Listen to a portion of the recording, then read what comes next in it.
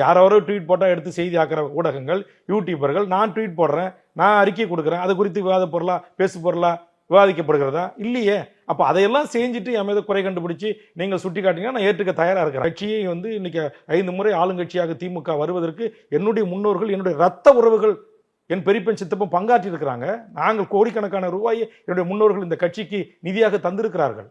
அப்படி உருவாக்கிய கட்சியில் இன்னைக்கு யாரெல்லாம் உட்காந்துக்கிட்டு நான் என் தொகுதி வளர்ச்சிக்கு, என் தொகுதி முன்னேற்றத்திற்கு சில கோரிக்கை வைக்கிறேன்னு உடனே என்னை பேசுறது, நீங்க கேலி பண்றது, கிண்டல் பண்றது.